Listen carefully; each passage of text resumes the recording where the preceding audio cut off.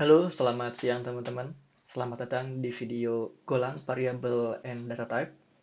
Jadi pada siang hari ini kita akan coba belajar dan mengenal mengenai variabel di Golang dan juga data type pada Golang. Untuk teman-teman yang baru belajar programming dan belajarnya langsung pakai Golang, mungkin aku harus ada intro dulu tentang apa itu variabel dan apa itu data type. Variabel, jadi variabel itu adalah sebuah tempat yang kita gunakan untuk menyimpan suatu data. Contohnya data itu gimana sih? Jadi contohnya itu misal teman-teman punya data sebuah nama seseorang. Nah itu tuh nama seseorang harus kita uh, tempatkan di suatu tempat. Nah itu tempat itu namanya adalah variabel. Seperti simpelnya itu seperti itu.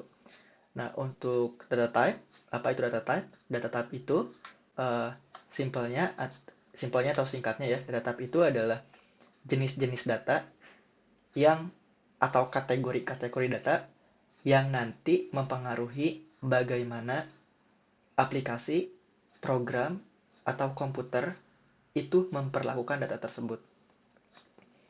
Oke. Jadi dengan contoh yang tadi, misal nama, itu data type-nya apa? Itu bisa atau mungkin atau pada umumnya itu kita simpan sebagai atau kita set data type-nya sebagai string. Misal namanya John gitu datanya. Seperti itu. Nah, itu untuk data type simpelnya seperti itu. Data type adalah kategori data ataupun tipe-tipe data atau kelompok-kelompok data gitu. Yang nanti bakal menentukan gimana si komputer aplikasi kita ataupun program kita itu mengolah data tersebut. Seperti itu. Nah, di sini aku ada satu contoh untuk anatomi ya, mungkin bisa dibilang anatomi. Variabel dan data type di Golang itu seperti apa. Misal di sini aku pakai contoh yang nama lagi yang tadi di awal. Di sini ada var, ada kata var. Var ini tuh sebagai sintak untuk kita mendeklarasikan atau membuat suatu variabel. Nah, di sini name di sini adalah variabelnya. Lalu di sini string ini adalah tipe datanya. Dan di sini John adalah datanya. Gitu.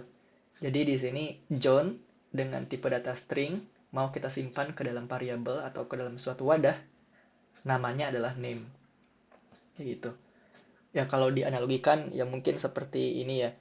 Seperti makanan lah. Makanan juga kan untuk menyimpan makanan, misal makanan itu adalah data gitu ya. Kita harus tahu makanannya itu tipenya apa, tipe sop kah, tipe goreng-gorengan kah, atau tipe apa gitu. Dan dari situ kita simpan si makanan tadi ke dalam suatu wadah, mangkok atau apapun itu. Seperti itu harusnya ya, untuk pengantar variabel dan tipe data tentang pengertiannya ya definisinya seperti itu. Semoga teman-teman mengerti dan penjelasan saya mudah dimengerti. Oke, sekarang kita akan melihat ada tipe data apa aja sih yang disupport sama Golang. Di sini saya ngelis sekitar 8 tipe data yang disupport sama Golang dan yang sering digunakan oleh kebanyakan ya developer Golang. Itu pertama ada integer, terus kedua ada float, terus ada string, ada boolean, terus ada array, ada slice, ada map, dan juga yang terakhir ada struct. Masing-masing tipe data ini nanti akan saya jelaskan untuk apa kegunaannya dan gimana cara pakainya. Itu biar lebih enak dan teman-teman juga biar lebih paham, kita sambil hands-on aja untuk mengenal 8 tipe data ini. So, bisa buka terminalnya. Saya zoom, terus di sini saya akan coba bikin folder baru. go basic namanya, go basic. Lalu saya masuk ke foldernya, lalu buka foldernya di Visual Studio Code. Oke. Lalu di sini saya persiapkan satu folder lagi. Mungkin di sini variable and data type. Ini udah kebikin satu folder, lalu saya masuk lagi ke foldernya, dan di sini saya mau bikin satu file namanya main.go. Kita lihat udah ada filenya, lalu kita bisa buka filenya. Lalu di sini kita define package-nya, package main. Terus di sini saya bikin satu function juga namanya function main. Seperti ini. Untuk setupnya teman-teman bisa ikutin seperti ini dulu. Terus saya akan tutup terminalnya.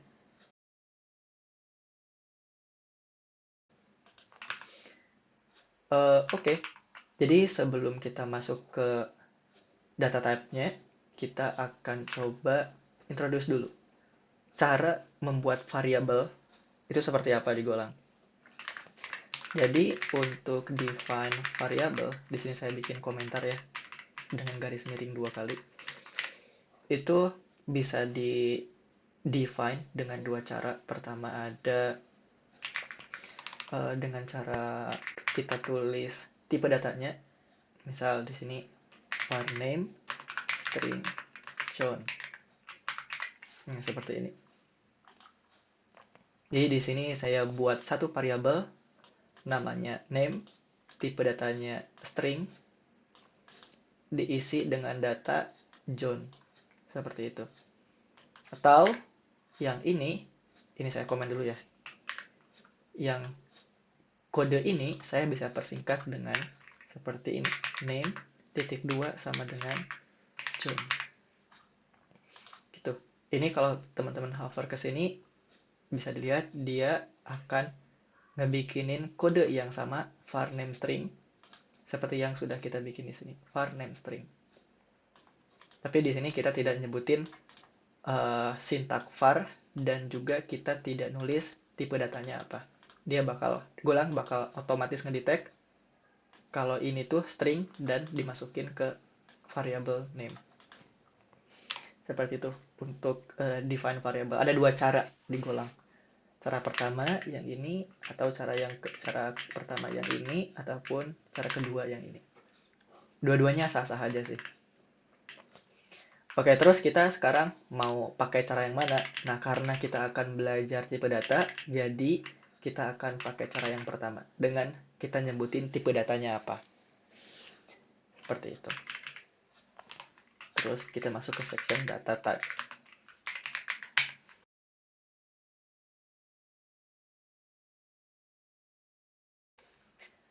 Oke, kita akan bahas tipe data yang pertama, integer.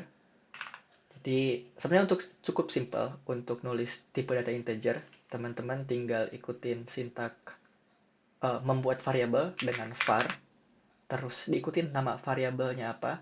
Misal di sini apa ya? Karena integer itu digunakan untuk menyimpan data number, mungkin saya akan coba bikin variabelnya dengan number atau num. Terus ikutin tipe datanya yaitu integer. Terus kita isi dengan datanya apa? Datanya ya number, mungkin 12 misal kayak gitu. Nah, ini kita udah bikin satu variabel dengan tipe data integer. Cukup simple. Lalu kita bisa print atau kita bisa cetak angka 12 ini ke terminal dengan cara fmt println. Terus kita sebutin variabelnya apa? Variabelnya adalah num. Seperti itu. Jadi kita bisa run dengan go run main.go. Dan di sini angka yang kita tulis tercetak ke terminal kita. seperti itu. Kalau misal nggak di nggak ditulis ya, atau nggak dicetak ke terminal seperti ini, kita save, itu tuh si variabelnya akan nge-return error, bukan nge-return sih, tapi ada warning ke kita bahwa variabel yang kita declare itu enggak dipakai, sorry.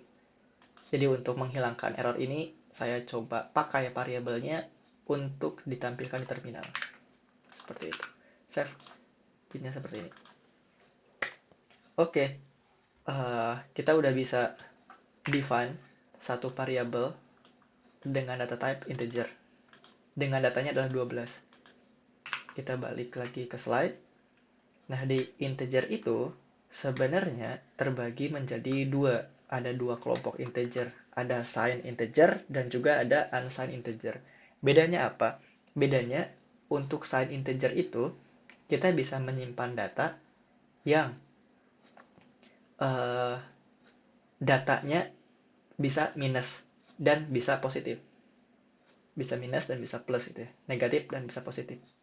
Kalau yang unsigned integer itu dia tidak bisa menyimpan data yang negatif. Sintaknya pun beda. Kalau kita tadi nulis integer itu pakai int, ini artinya dia signed integer. Kalau misal unsigned integer, dia harus ada huruf u-nya di depan. uint gitu, uint gitu. Nah, terus setelah itu masing-masing signed integer ataupun unsigned integer itu kebagi lagi. Ada yang ada angka-angkanya seperti ini. Setelah kita menulis int itu ada angkanya 8, 16, 32, 64. Itu ngasih tahu ke kita kalau masing-masing tipe data dengan angka yang berbeda ini itu punya kapasitas yang berbeda dalam menyimpan angka. Contohnya int 8. int 8 ini dia hanya mampu menyimpan angka dengan minimal minus 128 dan maksimal itu 127.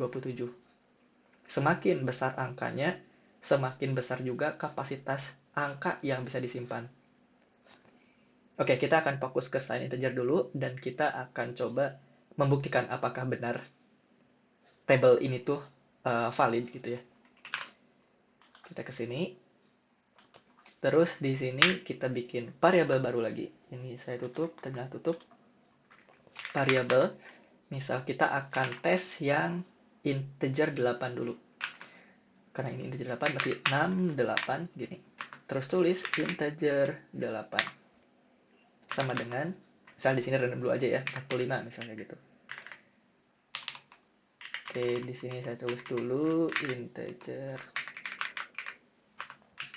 Terus di sini signed integer. Ini sebagai penanda aja sih komentar-komentar ini. Oke, nah di sini di sini signed integer dengan integer 8 itu dia bilang juga di sini sama kata golangnya. Bisa menyimpan sampai 127 dan minimal minus 128. Jadi kalau misal kita isikan angka di sini 127, dia gak ada error apapun di angkanya, di angka 127-nya, di datanya ya. Kalau kita tambahin di sini 230, nah dia baru ada error tuh. Errornya apa? Errornya adalah dia overflow. Artinya integer 8 ini kalau dikasih angka sebanyak atau senilai 230 itu melebihi kapasitas karena maksimalnya dia ada di 127 gitu, ataupun minimalnya di 128. Kalau dikasih 130 dia juga bakal dapat error yaitu overflow. Seperti itu. 127. Jadi ini bisa membantu banget ya. Kalau misal teman-teman punya data yang besar ataupun sebenarnya punya data, teman-teman tahu data itu ranknya berapa gitu. Misal kayak yang ini ya, yang 68 ini sebenarnya data usia. Misal usia kan nggak mungkin sampai manusia kayaknya zaman sekarang ya, nggak mungkin sampai 500 tahun gitu usianya. Karena kita udah tahu rank usia itu mungkin maksimalnya sampai 60-70, ya udah kita bisa pakai variabel atau pakai tipe data integer 8 aja gitu. Wow. Karena 70 bisa masuk gitu ke sini, ke tipe data ini. Seperti itu. Ini aku ke atasin dulu. Terus yang ini biar gak ada error not use ya. Kita coba print aja. 68. Oke. Lalu kita akan coba semuanya. Kita akan deklarasikan semuanya sampai integer 64. Bisa copy. Paste. 6 berapa? 16 ya. 16 berarti di sini 16. Atau biar cepet pakai shift alt bawah. Sorry, shift comment bawah 16, terus di sini 32 dan di sini 64. Kemudian satu hapus pakai terus di sini integernya 32 dan di sini integernya 64.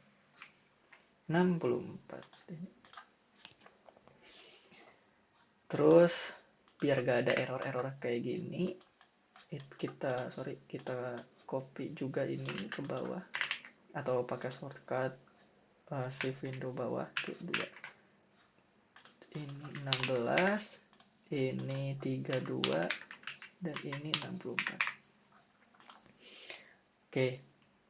Sebenarnya teman-teman bisa iseng-iseng aja sih nyoba-nyoba emang iya ya gitu. Kalau misal dia nggak bisa lebih dari angka sekian gitu, itu bisa aja. Atau 33.000 gitu. Ini juga overflow, pasti error yang overflow semua. Ataupun yang 32 angka bla bla sekian juta, miliar atau triliun ini ya. Itu bisa dicoba sendiri. Ya, yang penting sekarang kita udah bisa bikin variabel dengan tipe data sign integer dari varian 8 sampai pada 64. Dan ini bisa minus ya, by the way. Bisa minus. Terus kita bisa run main.go buat kita lihat keterminalnya kayak gimana. 70, 567 dan 70. Oke, kita close. Sign integer sudah. Terus kita akan move on ke unsigned integer. Kita balik ke slide. Nah, di slide ini bilang kalau misal unsigned integer itu dia tidak bisa menampung nilai negatif. Kita akan coba dan nulis sintaknya itu pakai u dulu di depannya. Aku akan coba copy ini aja biar gak terlalu lama. Ini tinggal ditambah atau ini bisa pakai u aja deh di sini biar gak sama karena nanti konflik ya. U di sini u. Terus di integernya juga sama pakai u dan u. Seperti ini. Terus di sininya juga sama pakai u aja.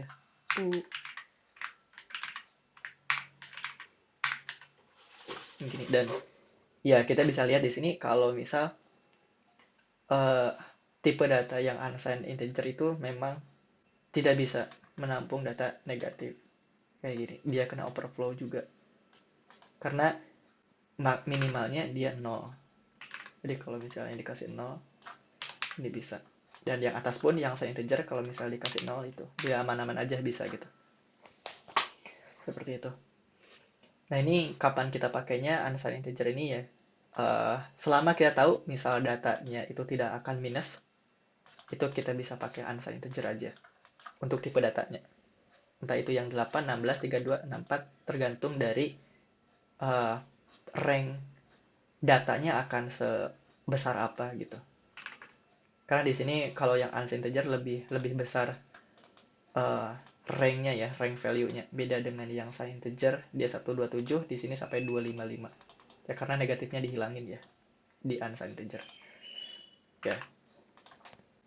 Harusnya untuk integer seperti itu untuk unsigned dan untuk signed integer. Dan sebenarnya ada juga satu kalau misal atau kita belum bahas ya tentang default value. Kalau misal teman-teman di sini kan sebenarnya kita ada data-datanya ya, kita isi dengan datanya. Terus gimana variabel? Saya ambil variabel 6 atau variabel age aja gitu ya, age. Di sini saya define sebagai integer, integer yang biasa, gak ada angka-angkanya. Terus udah gini aja, saya gak ngasih, atau kita gak ngasih data-datanya gitu. Nah ini nanti dia bakal mencetak default value dari integer itu sendiri. Kalau kita kayak gini, terus kita coba run, dia akan mencetak angka 0. Karena emang untuk integer, itu tipe datanya adalah, untuk tipe data integer, default value-nya kalau misalkan dikasih data, itu dia akan mencetak 0. Seperti itu. Ini berlaku untuk sebuah integer ya, integer 16 atau integer apapun, ataupun yang unsigned integer gitu, dia akan sama. Tipe datanya akan selalu 0. Default value-nya akan selalu 0. Seperti itu. Kalau yang integer seperti ini, integer gak ada angkanya, dia akan menyesuaikan.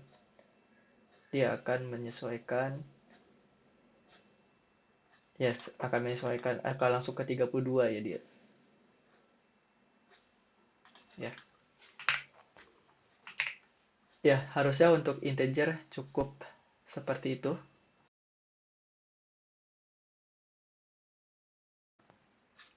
Oke, selanjutnya kita akan bahas tipe data yang kedua, yaitu tipe data integer sudah, tipe data float. Nah, tipe data float ini sama ya seperti integer sebenarnya. Dia juga tujuannya sama ya, untuk menyimpan angka atau number. Cuma di sini bedanya float itu ditujukan untuk number yang dia desimal, ada koma-komanya. Jadi kita ke VS Code dan aku komen aja yang ini, integer section udah selesai. Kita move ke float. Nah, untuk kita membuat satu variabel dengan tipe data float, kita bisa tulis var, terus karena float itu buat desimal, saya coba tulis di sini dash aja, terus float, dan di sini ada dua pilihan, mau pakai float 32 atau 64. Di sini saya pakai 32 dulu. Terus kita masukkan data yang desimal, misal pi pada lingkaran ya, 314 misal kayak gini. Lalu di sini saya ambil kode ini untuk menulis atau mencetak variabel dash ke terminal. Oke. Terminalnya dibuka. Di sini kita udah membuat satu variabel dengan tipe data float dengan datanya 3,14. Kita coba run.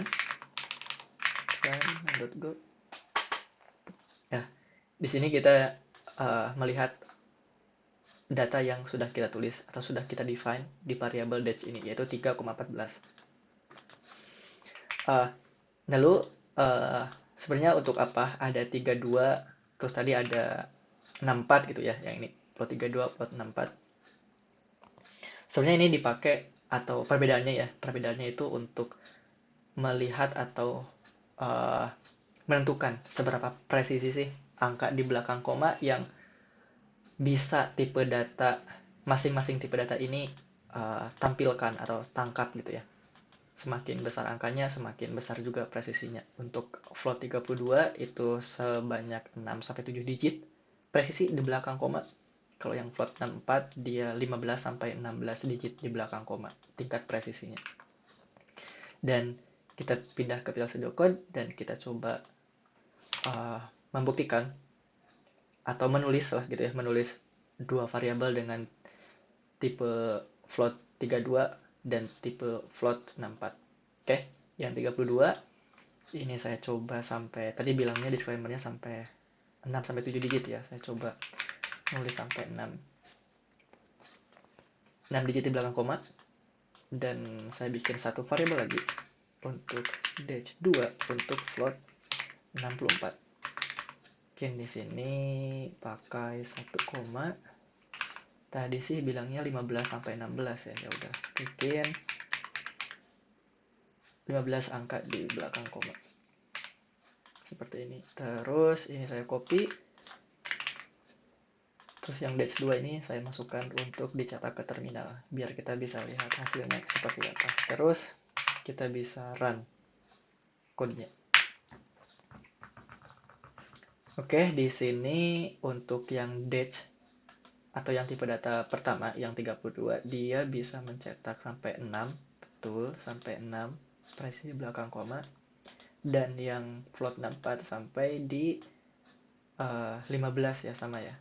15 di belakang koma. Kalau misal saya tambah lagi, misal apa ya, berempat gitu ya, terus ini juga ditambah lagi, hasilnya kayak gimana?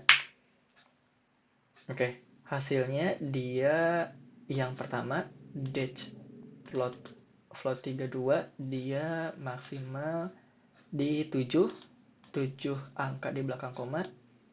Dan yang float 64 dia tetap ada di 15 ya. Gitu, dan di sini ada angka 2, ada pembulatan gitu ya. Ada floating point-nya. Seperti itu.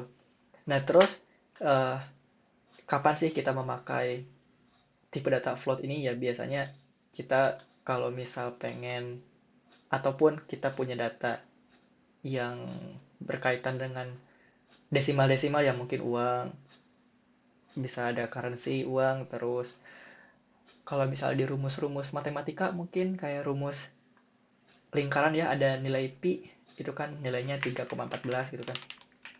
Nah, ini kita bisa masukkan ke tipe data dengan jenisnya float kayak gitu. Dan ini juga float ini tuh sama seperti integer, dia punya default value juga. Kalau misal kita nggak masukkan datanya, nih saya bikin variabel baru misal dash 3, terus saya nggak masukin data, terus saya cetak dash 3 nya di sini, itu dia default value-nya tetap bakal 0 seperti itu, 0. Dan dia meskipun dikhususkan buat desimal, harusnya dia juga bisa nyimpan angka yang tanpa ada desimalnya gitu. Artinya ini kan sama aja kayak gini ya, 34,0 seperti itu ya. Harusnya untuk float seperti itu. Semoga mudah dipahami ya.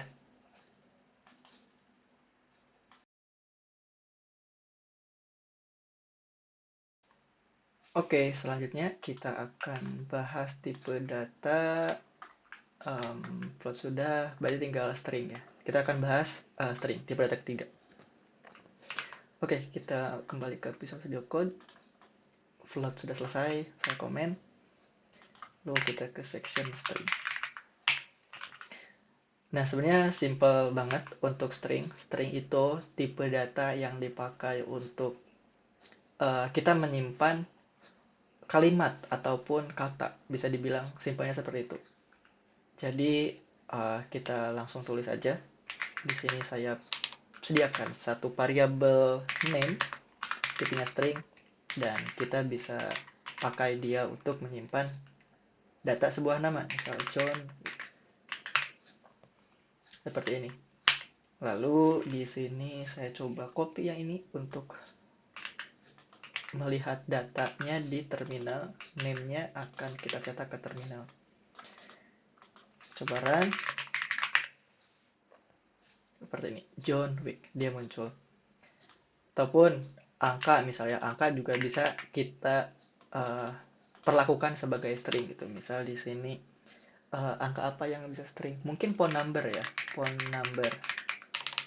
Phone number kan gak bakal kita jumlahin ya, gak bakal ada operasi penjumlahan perkalian. Jadi kita bisa simpan sebagai string 08 bla bla bla. Salah satunya ini, salah satu real case-nya ya. Tipe data string itu dipakai untuk apa? Bisa juga untuk phone number seperti ini. Bisa copy, masukkan ke sini. Terus run lagi dan kita bisa lihat phone number udah tercetak ke terminal. Seperti itu. Jadi kelihatan ya di perbedaannya, di sini tuh ada tanda petiknya, tanda petik 2 untuk string. Ataupun sebenarnya kita bisa pakai tanda petik yang seperti ini. Misal name, saya tulis sentence string yang ini tilde. Kalau tilde ini dia bisa menulis dengan enter. Misal saya coba tulis dengan enter ya. This is sentence, enter, with enter. Nah, ini dengan cara seperti ini, dengan tilde, dengan sintak tilde ini, kita bisa menulis string berbaris-baris ke bawah gitu. Itu bisa. Kalau saya coba print ini, current, dia akan seperti ini. Di terminal kelihatannya kayak seperti ini, ada 2 baris. Nah, kalau pakai petik 2, kita gak bisa ngelakuin enter seperti ini. Saya contohkan ya. Sentence with double quote. Ini dan ini. Nah, ini gak bisa. Kita muncul error string literal not terminate katanya.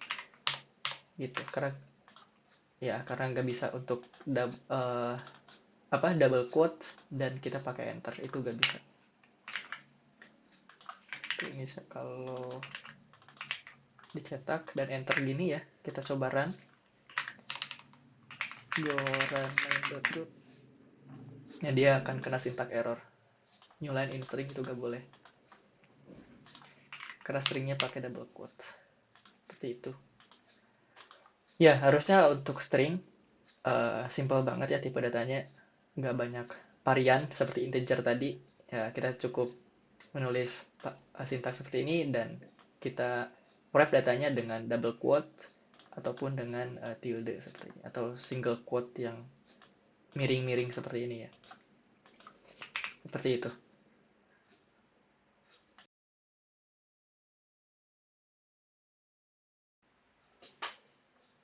Oke, selanjutnya kita akan bahas tipe data setelah string adalah boolean. Oke, kita ke VS Code. Lalu string sudah selesai, kita komen. Bikin section baru untuk boolean. Oke, jadi tipe data boolean itu tipe data yang dipakai untuk kita menyimpan suatu decision atau suatu trigger pada decision, pada keputusan benar atau salah gitu. Jadi ya, boolean itu untuk menyimpan 2 value tadi sebenarnya, value benar atau salah, true ataupun false. Seperti itu. Jadi kalau misal sintaknya ya, kita tulis seperti ini, var misal true atau false-nya misal is double gitu. Terus kita tulis boolean seperti ini sintaknya. Lalu seperti ini sintak tipe datanya ya, boolean. Lalu kita datanya apa? False atau true. Seperti ini. Jadi nulisnya ya, meskipun ini kalimat ya, ini kalimat atau ini kata gitu, tapi nggak kita simpan sebagai string, tapi kita simpan sebagai boolean di sini. Itu saya coba copy ini buat mencetak is double ini ke terminal. Save. Terus go run line.go. Dan dia ya, datanya adalah true. Ataupun misal di sini ada lagi is single to false misal. Terus saya coba print ini ke sini. Go run main.go. Dia akan true dan false. Seperti itu untuk tipe boolean. Penggunaannya ya tadi seperti yang saya bilang, ini dipakai untuk decision. Misal decision itu maksudnya apa? Misal kayak if is single misalnya, if is single then maka kita akan ngelakuin apa? Misal ngelakuin penjumlahan, misal do 1 plus 1, misal kayak gitu. Nah, tapi ini untuk materi if ataupun materi tentang apa namanya, control structure ya. Ada if, ada for, itu akan dibikin video terpisah. Jadi penggunaannya akan kelihatan, penggunaan booleannya akan kelihatan nanti di video-video selanjutnya tentang control structure. Seperti itu. Sekarang mah kita bikin untuk mendeklarasikan variabel dengan tipe boolean aja. Seperti itu.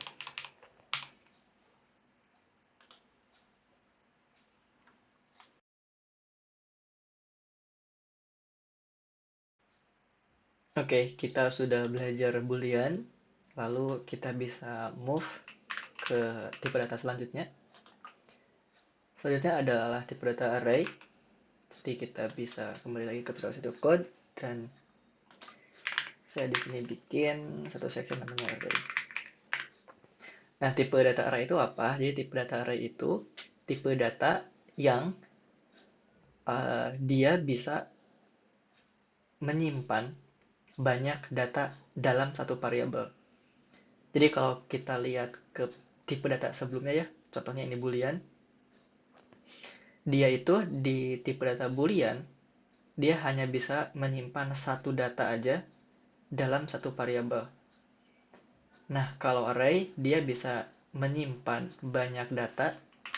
Misal di sini variabel, dia bisa menyimpan data 1, 2, 3, 4, 5, dan sebagainya gitu dalam satu variabel. Tapi dengan syarat kalau misal data yang disimpan memiliki tipe data yang sama. Kalau misal di sini number semua, itu nggak boleh di sini tiba-tiba ada string gitu, ataupun tiba-tiba ada name gitu di sini, itu nggak boleh. Jadi itu untuk tipe data array ada dua kata kunci. Pertama itu menyimpan banyak data, dan kedua adalah data yang disimpan memiliki tipe data yang sama. Oke, kita coba bikin untuk array. Misal di sini saya bikin var numbers. Dari nama variabelnya, berarti di sini kita akan menyimpan sebuah data, menyimpan beberapa data yang tipenya adalah number atau datanya adalah numbers, which is itu adalah sebuah integer. Oke, terus apa datanya? Nah, ini seperti ini. Untuk sintaknya, ini kurung siku ini akan dipakai untuk memberitahu golang bahwa ini adalah array yang tipenya adalah integer. Semua data dalam array adalah integer, seperti itu. Terus kita bisa bikin di sini, kita isi datanya, jadi mengisinya seperti ini. Kita tulis lagi tipe datanya. Ini tulis tipe datanya, terus kita pakai kurung kurawal untuk mengisi atau untuk menempatkan data-datanya di array tersebut. Misal di sini number integer 1, 2, 3, 4, 5, misal seperti ini. Nah, terus ini saya coba print ke terminal number set. Nah, ini seperti apa kelihatan di terminalnya. Kita coba print. Nah, dia akan seperti ini kelihatannya. Ada kurung siku, terus dia mencetak 1 sampai 5. 1, 2, 3, 4, 5. Seperti ini. Nah, tapi kalau digolang, ini tuh belum sepenuhnya array. Karena array itu dia harus memiliki sebuah ukuran. Mau seberapa banyak data yang mau kita simpan di dalam array. Nah, caranya gimana? Caranya kita bisa tulis di kurung siku ini nih. Kita kasih tahu golang bahwa kita mau menyimpan data sebanyak 3. Atau misal sebanyak 9. Gitu. Ini di sini juga sama. Seperti ini. Karena di sini misal kita hanya ingin menyimpan sebanyak 5 data saja, maka kita tulis di sini sebagai 5 panjangnya. Atau size dari variable numbers dengan tipe data array integer adalah maksimal menyimpan 5 data. 1, 2, 3, 4, 5. Dan tidak ada error. Nah, gimana kalau misal kita malah menyimpan satu data lagi, misal 6. Nah, ini akan kena error. Di sini bilang kalau out of bound ya, berarti ya di luar kapasitas arraynya. Arraynya hanya mampu menyimpan 5. Seperti itu. Oke, di sini kita udah coba declare sebuah array. Lalu kalau misal teman-teman lihat di sini kan di terminalnya itu mencetak kurung siku 1, 2, 3, 4, 5 dan kurung siku tutup. Nah, gimana kalau misal saya ingin mengambil angka 3 aja gitu. Angka 3 aja. Daripada saya mencetak semuanya, saya ingin mengambil angka 3 aja. Nah, itu teman-teman bisa pakai, ini saya copy ya. Nah, di depan variabelnya atau di belakang variabelnya atau di samping kanan variabelnya di sini, teman-teman kasih kurung siku lagi. Terus kasih lokasi angka 3 itu di mana. Nah, di sini tuh angka 3 ada di 0, 1, 2. Oke, di 2 di sini. Oke, nanti kita jelasin ya. Nanti saya jelasin kenapa di sini angka 2. Terus kalau misal ini udah di run, udah di save, udah siap di run, kita coba run. Nah, dia akan mencetak angka 3 di sini. Oke, nah kenapa posisi 3 atau angka 3 itu kenapa di posisi 2? Bukannya dia ada di posisi ketiga ya. Jadi posisi pertama, posisi kedua, posisi ketiga. Nah, jadi di array itu, saya kasih komen. Di array itu, ketika kita punya data array, saya tulis ulang, 1, 2, 3, 4, 5. Ketika kita mau mengakses posisi array-nya atau posisi data dalam array-nya, itu posisinya dimulai dari 0, bukan dimulai dari 1.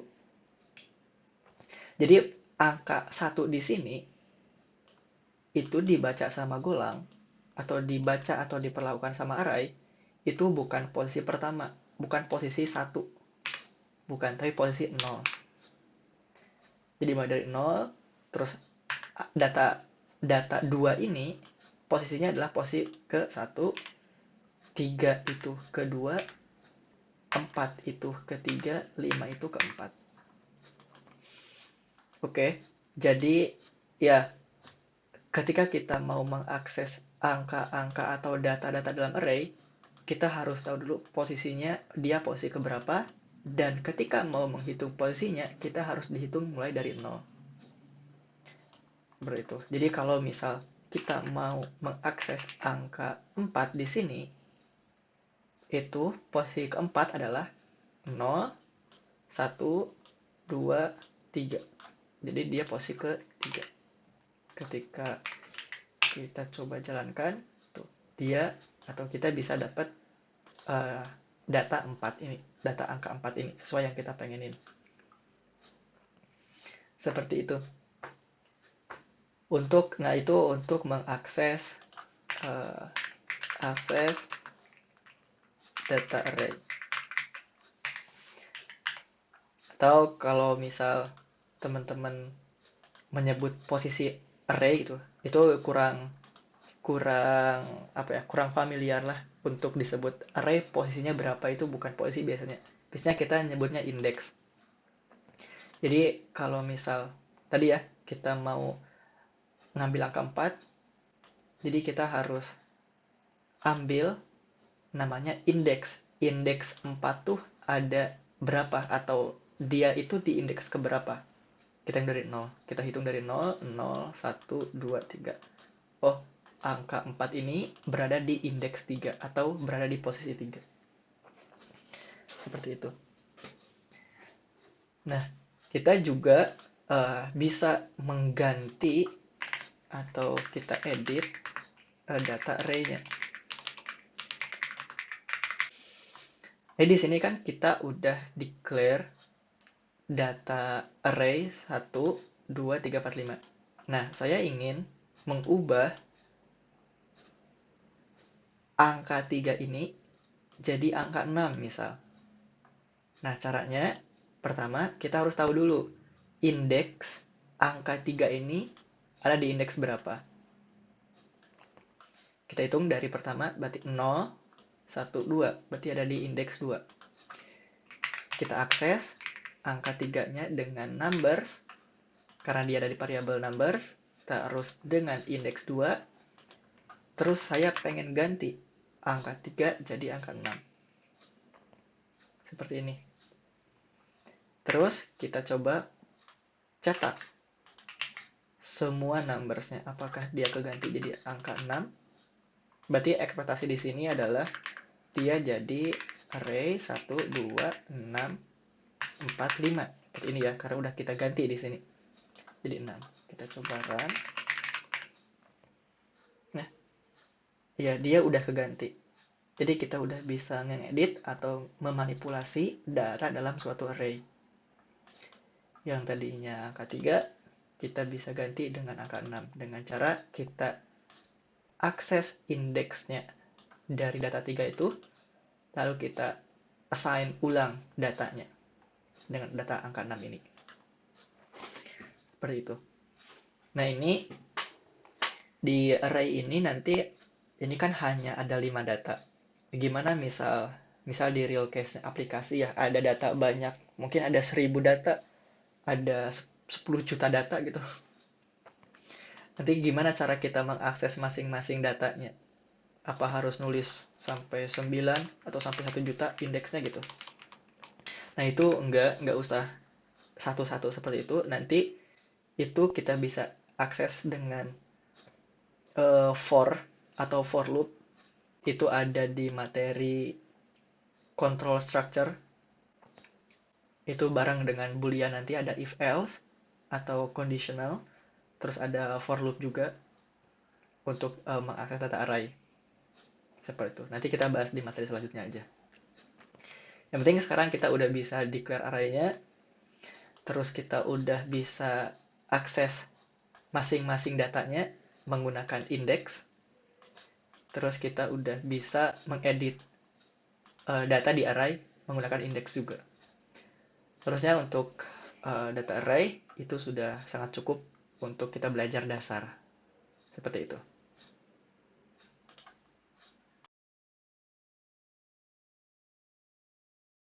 Oke, kita sudah belajar data atau tipe data array. Kita akan lanjut tipe data selanjutnya, yaitu slice. Ini aku komen, lalu buat section baru namanya slice. Mungkin untuk kalau misal dari programmer dari bahasa lain ya, bukan dari Golang, itu akan mungkin baru dengar slice pas baru belajar Golang ya. Jadi sebenarnya slice itu simpelnya ada array, tapi dia gak punya size-nya. Kalau yang atas kan, yang tadi kita bahas, kalau array itu dia ada size-nya, berapa maksimal data yang bisa dia tampung di dalam satu variabel. Nah, kalau slice itu dia tidak punya batasan berapa maksimal data yang bisa dia tampung atau bisa slice tampung. Tapi untuk penulisan sintaks dan aturan-aturan lainnya, seperti dia bisa menyimpan banyak data, udah pasti.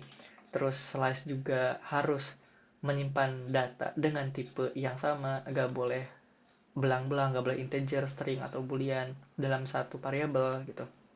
Seperti itu. Dan slice juga punya indeks sama seperti array. Oke. Jadi kalau misal kita tulis di sini, kita coba bikin variabel dengan tipe data slice. Misal di sini var misal names. Di sini terus saya bikin sebuah slice strings. Terus di sini name-nya apa? Misal John 2 misalnya. Nah, kita coba ini ya, kita coba cetak variable names-nya ke terminal, lalu kita coba run. Go run main.go main. Nah, dia hasilnya sama persis seperti array. Ada kurung kurawalnya dan ada kurung sikunya dan dia akan mencetak datanya. Seperti itu. Dari sintak pun penulisannya itu sama persis seperti array yang di atas. Yang ini.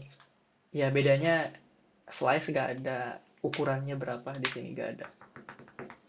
Kalau ada ukurannya atau ada ya capacity-nya, yaitu namanya array bukan slice.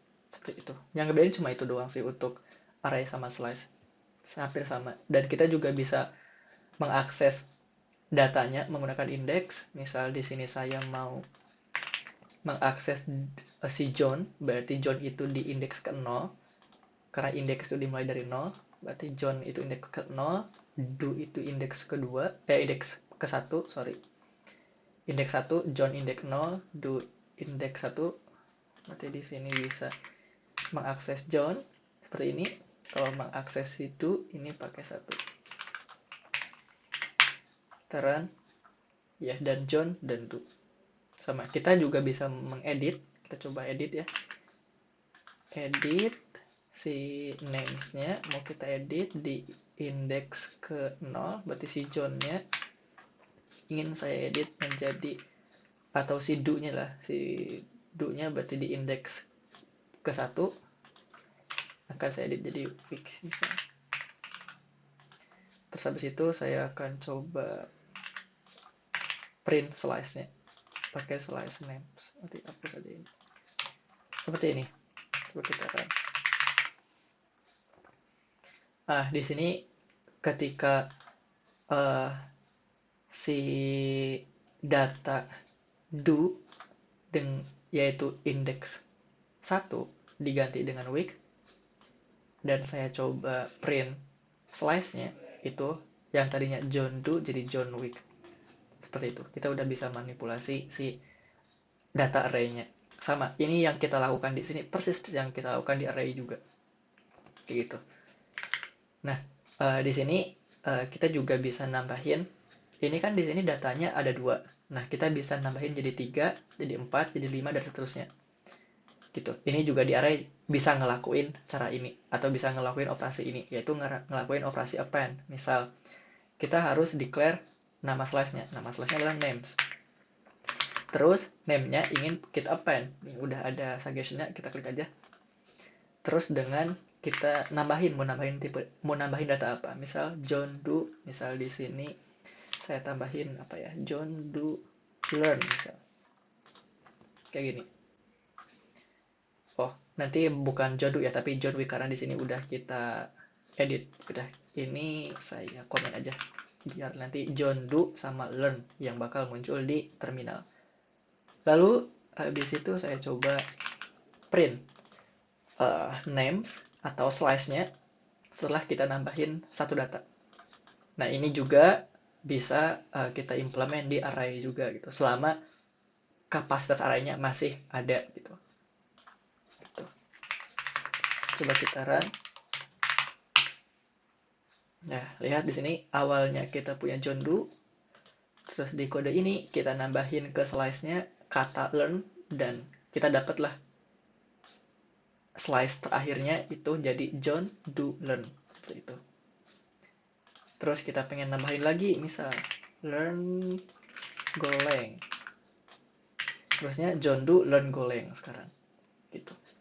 Kita bisa nambah datanya. Seperti itu untuk slice. Mirip-mirip dengan array, operasinya pun yang bisa dilakukan di slice itu bisa dilakukan di array juga. Hanya saja bedanya kalau slice nggak punya kapasitas up atau kapasitasnya unlimited gitu.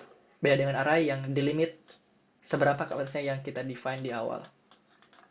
Seperti itu.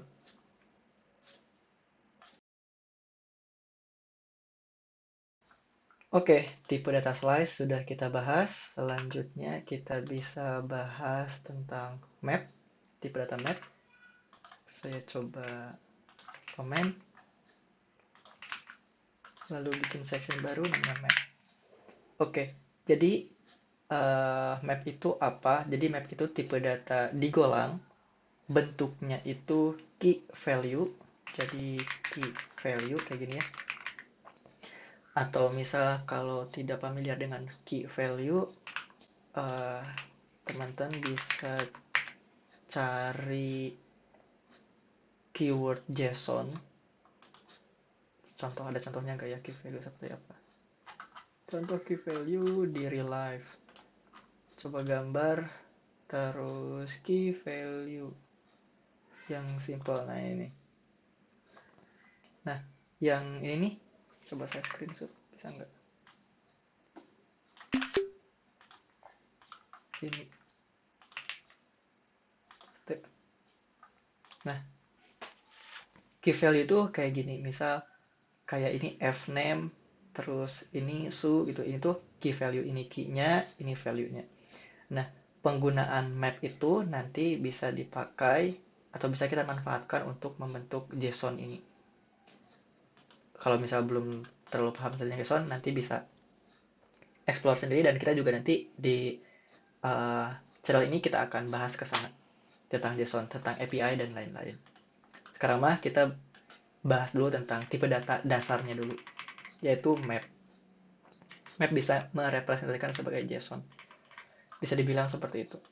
Nah, key value ini, key sama value ini juga harus mempunyai tipe data.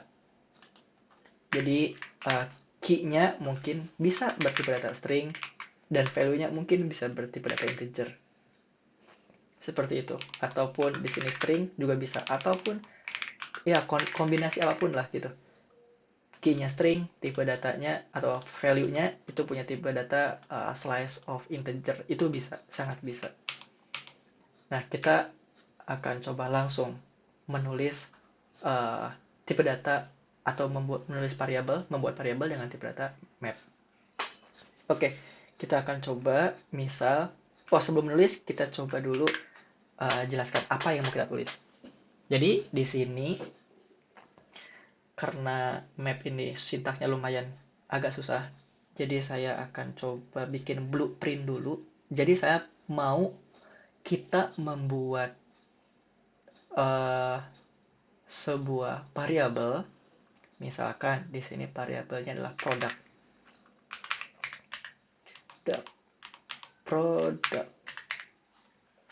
Oke, produk. Dia bertipe data map. Isinya itu saya mau dia ada key value untuk, nah, produknya ini. Nah, kita di produk ini mapnya akan kita manfaatkan untuk mengkategorikan suatu produk. Oke, kita akan manfaatkan untuk mengkategorikan suatu produk. Misal, saya di sini saya ingin menulis kategori. Oke, saya ingin menulis kategori. Di sini saya ingin menulis kategori misal apa ya? Fashion misal. Kategori fashion itu produknya ada apa? Misal di sini ada apa ya? Jeans misal. Terus habis itu kita pakai satu value aja dulu. Atau kita bikin map yang key-nya adalah string dan value-nya juga string. Seperti ini. String fashion untuk key-nya dan string jeans untuk value-nya. Biar simple aja. Lalu saya mau bikin produk kategori yang kedua, yaitu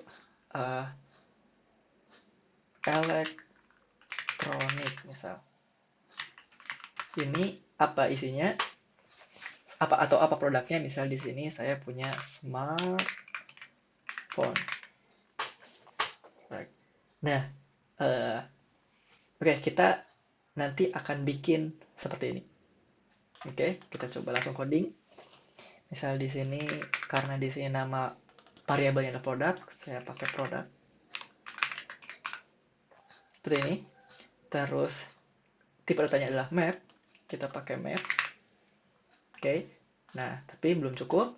Mapnya apa? Mapnya adalah key value, berarti kita tulis sintaksnya seperti ini. Di dalam kurung kurawal ini kita tulis tipe data dari key-nya.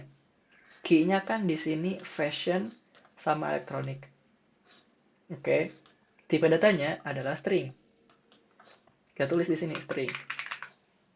Lalu kita tulis value-nya di sini di samping kanan atau di paling kanan. Setelah tutup kurung siku ini. Kita tulis value-nya. Value-nya punya tipe data apa? Value-nya kalau kita lihat di sini contohnya adalah jeans, adalah smartphone. Yang mana dia itu adalah bentuk kata atau kalimat. Kata ya. Kita bisa pakai string di sini. Kita tulis di sini string. Oke, di sini sudah jadi ada variabel produk dengan tipe data adalah map dengan key-nya string dengan value-nya adalah string. Oke, terus kita isi datanya ke dalam variabel ini. Caranya copy tipe datanya ke sini, terus tambahin kurung kurawal. Oke, lalu kurung kurawalnya masukin ke sini pointernya, terus enter, masukin key-nya. Key-nya adalah fashion. Masukin sini fashion. Yang ini sudah kita isi nih. Yang bagian ini sudah kita isi. Terus tinggal bagian sampingnya atau value-nya. Kita masukin juga jeans. Oke. Kita udah menulis satu kategori produk, yaitu fashion. Oke, lalu kita bikin lagi yang bawah, elektronik. Kita bikin di sini elektronik sebagai key-nya, lalu isi value-nya. Value-nya adalah smartphone. Kita isi ke sini, koma. Nah, dengan code ini kita sudah membuat blueprint yang sudah kita define di sini. Jadi di sini produk itu bertipe data map dengan key-nya adalah string dan akan memiliki value sebuah string juga, yang mana datanya adalah key-nya fashion, lalu value-nya adalah jeans. Lalu yang kedua, key-nya adalah elektronik dan value-nya adalah smartphone. Dan kita bisa menambah ini ke bawah sebanyak yang kita mau. Tapi dengan syarat key-nya itu tidak boleh duplikat. Kayak gitu. Dan di sini kita cuma bikin dua aja, dua data. Dua key value seperti itu. Lalu kita bisa tampilkan variabel produk ini ke terminal. Kita mau lihat seperti apa sih bentuk map kalau kita masukkan atau kita tampilkan ke terminal gitu ya. Coba kita run. Nah, teman-teman bisa lihat di sini ketika products kita tampilkan ke terminal, dia akan menulis map bahwa produk ini tipe datanya map, lalu ada kurung siku menandakan ini tuh sebuah array, lalu di sini ada elektronik atau ya sebagai key-nya elektronik, lalu di sini ada value-nya yaitu smartphone, lalu key yang kedua adalah fashion, dan di sini value-nya adalah jeans. Dan ini kalau misal teman-teman perhatian, kita kan menulis fashion pertama, terus menulis elektronik kedua. Tapi Golang akan menampilkan si map ini dengan random. Contohnya di sini dia elektronik dulu yang ditampilkan, baru fashion. Kalau kita run lagi, dia tetap ya konsisten. Oke. Nanti kalau misal kita coba melakukan looping, di produk ini pasti dia bakal random. Kadang elektronik dulu, kadang fashion dulu. Seperti itu. Itu akan kita bahas di video-video selanjutnya. Di video-video nanti ya. Yang penting sekarang kita udah bisa bikin satu variabel dengan tipe data map, string, key string, dan value string. Dan kita udah bisa menampilkan itu ke terminal. Nah, lalu kita pengen mengakses salah satu key aja misal. Sama seperti di slash atau di array. Kita pengen mengakses salah satu datanya aja gitu. Nah, di sini saya ingin mengakses data produk dengan kategori fashion misal. Nah, di sini saya tinggal copy ini aja. Lalu si produknya atau si variabelnya kita tambahkan kurung siku gini. Lalu kita ambil kategori apa yang mau kita tampilkan. Di sini kategori fashion yang mau saya tampilkan. Ambil key-nya yaitu fashion. Masukkan ke sini. Seperti ini. Jadi kalau dibaca ini kayak golang, ambil kategori atau ambil key fashion di dalam produk, di dalam variabel produk. Nanti harapannya itu bakal muncul data jeans ke terminal kita. Kalau kita coba run main.go. Nah, bisa kita lihat kalau misal jeansnya yang muncul di sini. Oke, karena kita mengakses fashion. Begitupun kalau kita mengakses elektronik. Bisa kita akses juga di sini elektronik. Yang muncul adalah smartphone. Kita coba lihat. Nah, ada jeans. Kita akses dengan key atau kategori fashion. Dan ada smartphone juga yang kita akses dengan key elektronik. Seperti itu. Nah, selain kita bisa mengakses spesifik kategori atau spesifik key, kita juga bisa mengedit dari spesifik key-nya. Contoh, saya ingin mengedit si produk di dalam kategori fashion atau value di dalam key fashion. Caranya, kita tinggal sebutin aja di mana variabelnya, terus ambil key-nya adalah fashion, lalu kita edit. Mau jadi apa? Yang tadinya jeans mau kita ganti jadi apa? Misal di sini shoes. Kayak gini. Nah, ini ketika kita coba tampilkan semua produknya lagi, si fashion yang tadinya jeans akan berubah jadi shoes. Coba run.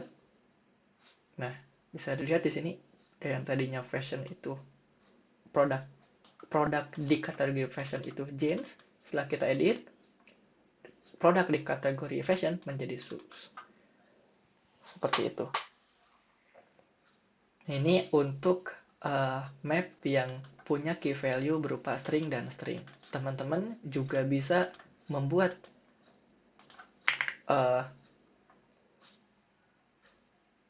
variabel map dengan key value yang berbeda. Saya kasih contoh satu lagi. Misal di sini case-nya adalah misal kita punya aplikasi ujian. Saya pengen aplikasi ujian itu bisa menyimpan ranking dari masing-masing siswa. Berarti kan nanti harapannya ada nama siswa, dia ranking berapa kan? Nama siswa dia ranking misal ke-3, misal kayak gitu ya. Nah, ini kita bisa solve dengan pakai map. Caranya misal var, kita tulis ya, variabelnya misal rank, terus di sini kita bikin map. Oke, karena di sini key-nya adalah nama siswa itu pasti string, nggak ada nama siswa pakai number ya, number itu nggak mungkin. Terus habis itu value-nya karena ranking 1, 2, 3, 4, 5 berarti pakai number integer. Oke, lalu di sini kita copy tipe datanya untuk kita buatkan datanya di dalamnya. Seperti ini, pakai Kurawal. Lalu nama siswanya siapa? Misal nama siswa John. Si John ranking berapa sih? Si John misal ranking 4 atau ranking 1 lah, ranking 1. Terus ada lagi siswanya, misal kita punya 3 siswa gitu ya. John, terus si Du itu dia ranking 3 dan si Kevin misal, Kevin dia ranking kedua. Nah, seperti ini. Nah, kita udah bikin satu variabel dengan tipe data map, key-nya string, value-nya integer, dengan isinya 3 data ini. Dan kita bisa coba cetak variabel rank ini ke terminal seperti apa. Nah, di sini kita bisa lihat kalau misal si Du itu punya ranking 3, si John itu ranking pertama, dan si Kevin itu ranking kedua. Value-nya kedua. Kayak gitu. Nah, ini saya contohkan key value-nya yang simple ya. Key-nya string, value-nya string, key-nya string, value integer. Nanti teman-teman bisa coba otak-atik sendiri gimana kalau misal value-nya string, key-nya string, tapi value-nya misal map lagi mungkin, atau value-nya array mungkin, atau yang lain. Atau boolean, seperti itu. Itu bisa dieksplor sendiri. Harusnya untuk pengantar tipe data dasar map, harusnya udah cukup sampai di sini aja.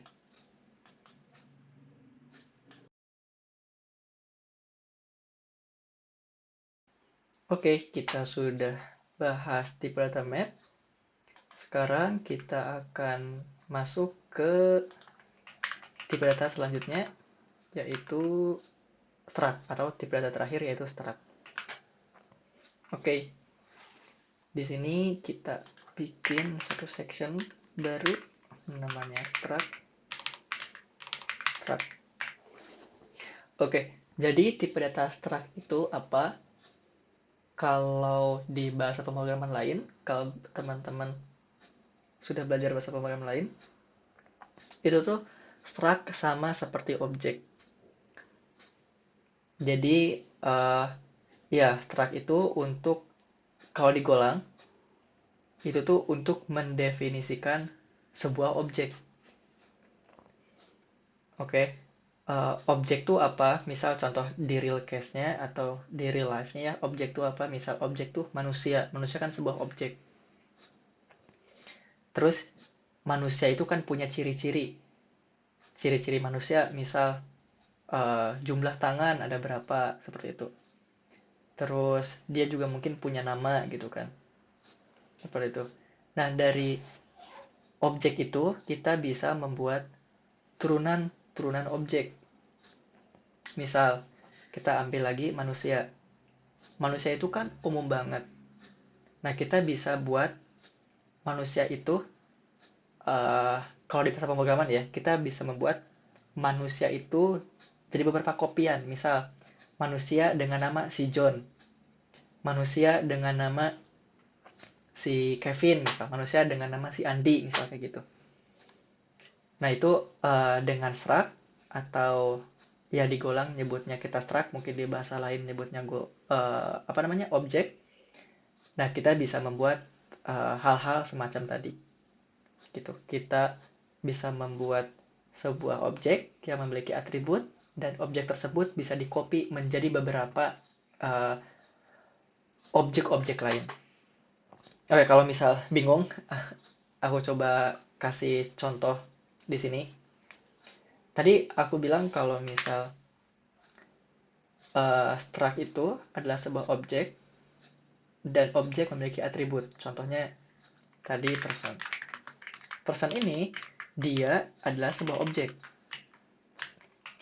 Dia memiliki atribut. Atributnya apa? Misal dia punya nama. Terus dia juga punya usia.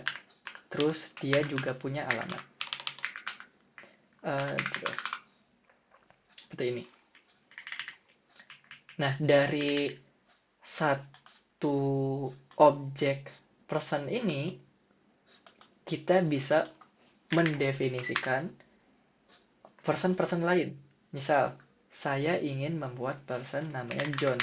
Si John ini nanti adalah sebuah person. Nah, karena dia sebuah person, berarti dia juga otomatis mempunyai atribut-atribut ini. Jadi si John itu juga pasti punya nama. Si John itu pasti punya nama. Dan si John juga pasti punya usia. Dan juga dia punya alamat. Kenapa pasti? Ya karena si John itu sebuah person. Dan person itu memiliki 3 atribut ini. Ataupun kita bisa membuat si person lain atau orang lain. Misal di sini siapa?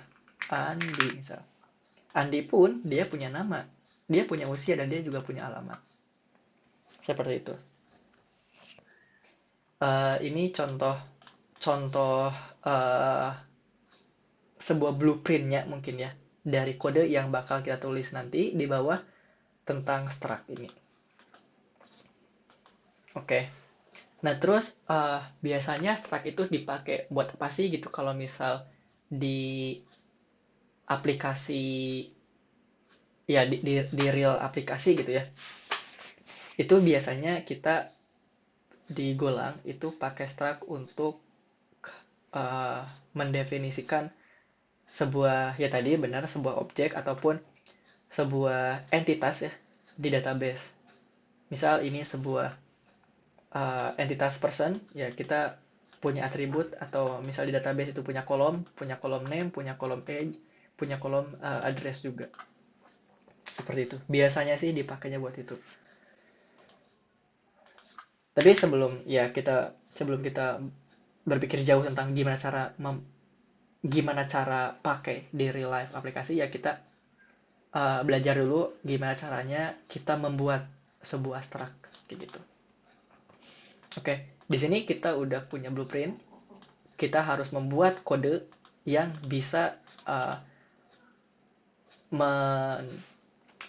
mendefinisikan atau merepresentasikan dari apa yang udah kita tulis di sini. Ya, mungkin di sini kurang lengkap, saya coba lengkapin aja. Misal John, nanti name-nya si John itu harus punya name John Doe misal. Nanti si John itu harus berusia 24 tahun dan dia harus beralamat di misal Jakarta. Dan Andi nanti dia harus memiliki nama sebuah Andi apa ya? Andi 123 lah misal. Terus dia harus berusia masih remaja 15 tahun dan dia beralamat misal di Surabaya misalnya.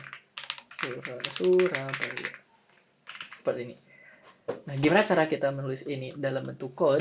Jadi, pertama, kita harus definisikan dulu objeknya. Kita bikin dulu struct-nya. Caranya, kita ke sini, terus untuk mendefinisikan struct, kita tulis type. Nama struct-nya apa? Di sini struct-nya kita mau namanya person. Oke. Terus kita mau person ini jadi sebuah struct, kita tulis struct di sini. Oke. Terus kurung kurawal. Nah, di sini kita isi si person ini atau si objek person ini atau si struct person ini dia itu punya atribut apa aja sih? Di sini kita mau punya name, age sama address. Kita tulis dia punya name itu tipenya apa? Kita pengen nanti datanya itu berupa John Doe sama Andi 13. Otomatis dia adalah sebuah kalimat atau sebuah kata, berarti pakai string. Oke. Terus atribut kedua adalah usia. Nah, usia ini nanti datanya bakal berupa angka 24 dan angka 15. Berarti sebuah number, yaitu integer. Lanjut, dia punya address. Address dia itu nanti bakal diisi dengan data Jakarta ataupun data Surabaya berarti sebuah kata, yaitu string. Oke, dengan kode ini kita sudah membuat sebuah struct atau satu buah objek, yaitu yang di sini. Kita sudah bikin. Nah, selanjutnya kita bisa membuat objek-objek baru atau variabel-variabel baru dari sebuah objek yang sudah kita define. Di sini case-nya kita mau membuat variabel si John. Misal var John. Oke, John itu adalah sebuah person. Sebuah person tipe datanya. Oke, person. Terus kita isi si John itu datanya yang merepresentasikan si person. Oke. Nah, si person ini dia punya apa aja sih yang harus kita isi? Nah, yang harus kita isi adalah 3 atribut ini. Oke, kita isi name. Name si John itu kita pengen dia John Doe namanya. Masukkan ke sini John Doe. Terus setelah itu dia punya egg juga. Dia berusia 24 tahun. Lalu setelah itu dia punya alamat juga. Alamatnya di mana? Di Jakarta. Ini.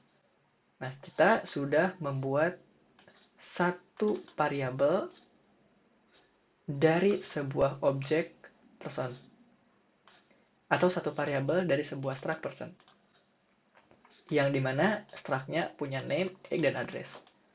Seperti itu. Yang Andi juga teman-teman bisa tulis sendiri mengikuti apa yang ditulis di si John ini. Saya cuma tulis John aja di sini, terus saya ingin cetak itu ke terminal. Saya ingin print itu ke terminal. Saya ingin print si John ke terminal. Nanti seperti apa isi si John itu ketika kita print ke terminal. Kita run. Oke. Jadi dia akan berupa sebuah kurung kurawal gini atau objek atau struct. Isinya adalah John Doe, yaitu namanya, lalu 24 usia, dan Jakarta itu addressnya. Nah, gimana kalau misal teman-teman mau tahu info si John itu, hanya pengen tahu namanya aja gitu. Si John itu siapa sih nama aslinya gitu. Nah, teman-teman bisa di sini panggil si John-nya, terus titik apa yang mau teman-teman gali dari informasi si John. Misal kita pengen tahu nama si John. Kayak gini. Tinggal di run lagi. Oke, ternyata si John ini nama aslinya adalah John Doe. Misal kayak gini. Itu contoh untuk kita mengakses suatu atribut ya, ini name, egg, sama address itu atribut di suatu objek atau suatu struct, yaitu person, dari suatu variabel bernama John. Itu. Ataupun teman-teman mau mengubah nama si John. Si John itu misal, ataupun jangan nama deh, address ada yang sering berubah-ubah ya. John itu alamatnya ganti, sekarang bukan di Jakarta lagi, misal sekarang adanya di Bogor dia. Nah, teman-teman bisa kayak gini aja. Si John ambil alamatnya, ubah alamatnya jadi Bogor. Ketika kita tulis lagi, kita lihat atribut lengkap dari si John, harusnya sekarang dia bukan di Jakarta lagi, tapi sekarang udah di Bogor. Kayak gitu. Itu untuk beberapa operasi yang bisa kita lakukan dari sebuah struct. Kayak gitu. Dan kalau misal teman-teman perhatikan, sebenarnya di sini ya, saya coba ambil satu contoh kita pas deklarasi variabel, misal di string, mana string yang paling gak terlalu ribet, string. Oh, ini.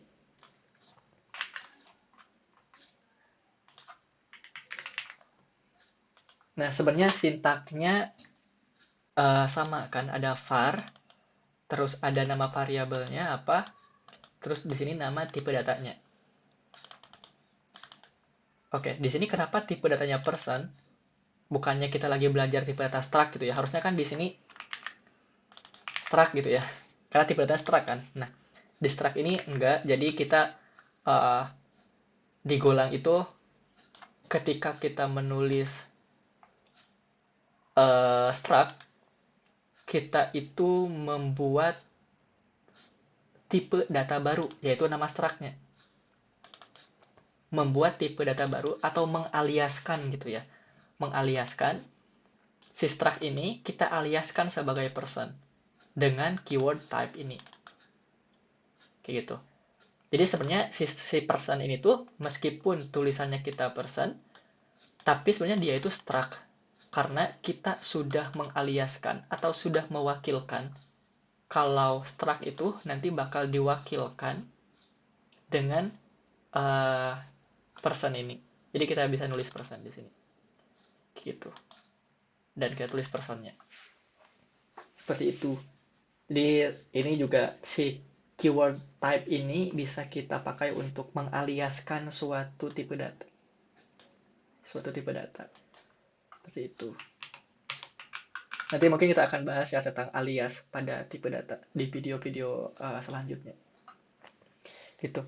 Ya, harusnya untuk struct, untuk pengantar ya tentang struct cukup sampai di sini sih. Ini sudah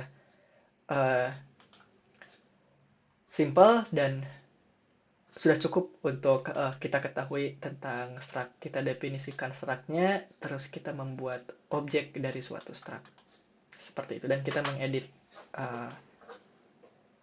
atribut dari si struct-nya atau dari objek-objeknya. Seperti itu.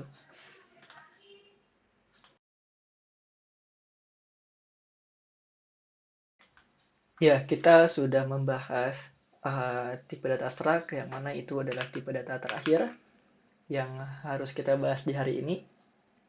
Jadi saya ucapkan selamat kepada teman-teman. Teman-teman sudah berkenalan dengan tipe data di Golang, 8 tipe data di Golang, sudah mempelajari tipe datanya, sudah mengerti 8 tipe data ini, dan juga sudah coba hand-ons untuk menulis variabel yang memiliki 8 tipe data ini. Jadi kalau kita recap, kita udah belajar integer, udah belajar float, di mana integer dan float ini adalah tipe data yang dipakai untuk menyimpan angka, yang mana float ini bisa menyimpan angka desimal yang ada koma-koma. Lalu kita belajar tipe data string juga untuk menyimpan data sebuah kata ataupun sebuah kalimat. Lalu ada tipe data boolean yang bisa menyimpan value benar atau salah, true atau false. Lalu ada tipe data array juga yang dia bisa menyimpan banyak data, tetapi ada maksimal data yang bisa dia tampung. Lalu ada slice juga, slice itu mirip dengan array, namun dia untuk datanya unlimited, berapapun dia bisa tampung. Lalu ada map, map itu dipakai untuk membuat data dengan key value. Lalu ada juga sebuah struct, dipakai untuk menampung data berupa objek. So, harusnya recapnya seperti itu, dan videonya saya rasa akan lumayan panjang. Jadi, ya, selamat belajar teman-teman. Dan ya, harusnya untuk variabel dan tipe data dari saya itu aja. Semoga apa yang saya sampaikan bisa bermanfaat, bisa membantu teman-teman dalam belajar Golang. Dan ya, see you.